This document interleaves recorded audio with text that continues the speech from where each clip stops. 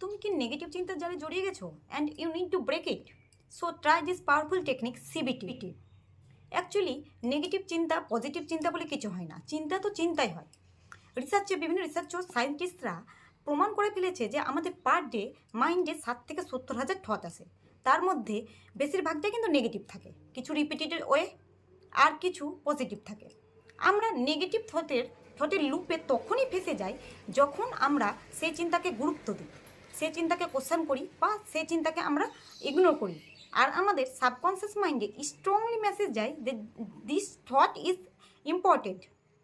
আর আমাদের সাবকনসিয়াস মাইন্ডের রুলসই হচ্ছে যে থটকে সে ইম্পর্টেন্ট বলে মনে করবে সে রিলেটেড থট আরও দিতে থাকে।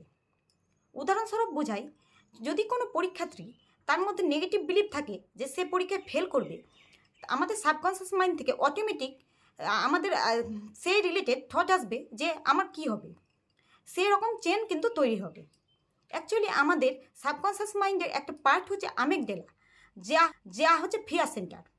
যখন নেগেটিভ থট আসে তখন তার ফিয়ার ট্রিগার হয় যে কী হবে বা যে কোনো কিছু, যার ফলে আমাদের আমিগডালা ওভার অ্যাক্টিভ হয়।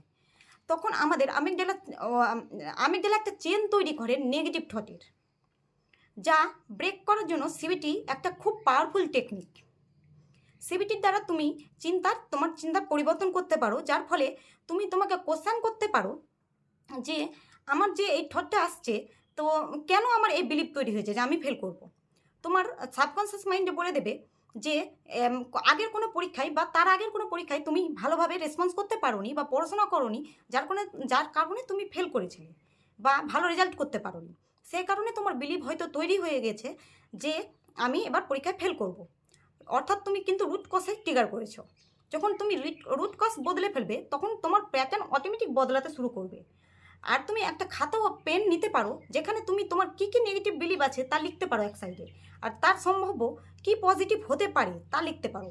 যার ফলে লেখার পরে তুমি দেখবে কিছু তোমার স্পেসিফিক অ্যাফার্মেশন বেরোচ্ছে, তা তোমাকে রিনফোর্সমেন্ট করতে পারো, যার ফলে তাড়াতাড়ি তোমার নেগেটিভ থটের প্যাটার্নটা ব্রেক হবে আর পজিটিভ প্যাটার্ন তৈরি হবে।